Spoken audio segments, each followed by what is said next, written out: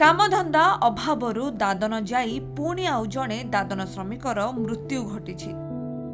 दाना पाई दादन जाई शव पालटिछि आउ जणे युवक।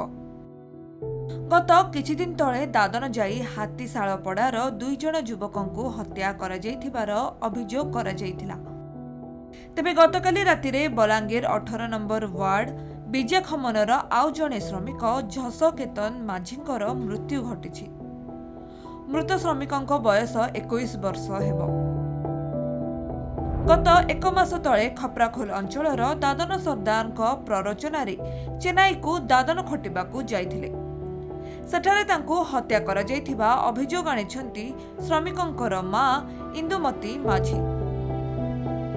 परिवारर एकमात्र रोजगारक्षम थिले झसकेतन। गत किछि वर्ष हेबो तांक बापांकर मृत्यु घटिथिबा बेले परिवार रे विधवा मां और नाबालक भाई भौणी रहिछंती। झसकेतनक मृत्यु पर एबे समस्ते भांगी पड़िछंती। पुअर मृत्यु खबर पाई मां इंदुमतीक आखिरु लुह सुखु नाही।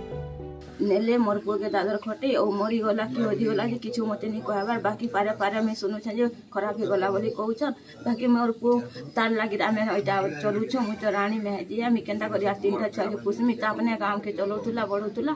मोर छुआ माने छोट छोट छन ताल गुटे पुओ खाली हेटा 21 वर्ष होइतिला गुटे पुओ के 17 वर्ष होउछे बोले मी केन हिसाबे चलमी यदि मते सहायता नहीं करबे की हे बोले मी केनता करमी। मोर पुओ के मते संदेह लागुछे मोर पुओ के हत्या करा जैछि तन लागुछे मते नाला मते कहला जे अधा कहउछन अधा नहीं कहबार कथा मी पारे पारे खाली सुनुछे कथा बाकी किछु कथा मी नहीं सुनु। टाउन थाना पुलिस पहुंची पचराउचुरा आरंभ करिछि। गत किछि मास हेबो पाटणागड़ खपराखोल और बलांगीर सहरर पाखापाखि 10 जन श्रमिकंकर दादन जाई मृत्यु घटिछि। सेहिपरि झसकेतनकु सेठारे मारि देइथिबा विधवा मां अभियोग आनिछंती। मृतदेह आनिबा पई गरीब आदिवासी परिवार पाखरे टंका नाही, जहाको नै चिंतारे रहिछंती परिवार लोके और सहाय्य पई सरकार तथा प्रशासन को निवेदन करिछंती।